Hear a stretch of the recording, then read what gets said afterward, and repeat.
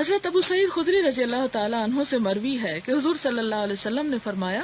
جب تم اذان سنو تو وہی کلمات کہو جو مؤذن کہتا ہے، یعنی اللہ اکبر، صرف حی علی الصلاۃ اور حی علی الفلاح کا جواب میں لا حول ولا قوت الا باللہ العلی العظیم. اور پھر اس کے بعد حضرت جابر کی روایت ہے، ان سے مروی ہے کہ حضور صلی اللہ علیہ وسلم نے فرمایا جو شخص اذان سنے اور یہ کلمات کہے اے اللہ اس دعوت کاملہ کے رب، یہی دعا اللہم رب ھذہ الدعوہ، اے اس قائم ہونے والی نماز کے رب، حضرت محمد صلی اللہ علیہ وسلم کو وسیلہ اور فضیلت عطا فرما اور آپ کو مقام محمود عطا فرما جس کا تو نے ان سے وعدہ فرمایا ہے.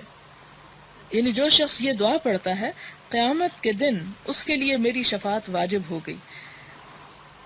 اچھا آخر میں نا عموماً ہم لوگ اس دعا میں اضافہ کرتے ہیں ورزقنا شفاعتہ یوم القیامت انک لا تخلف المیعاد.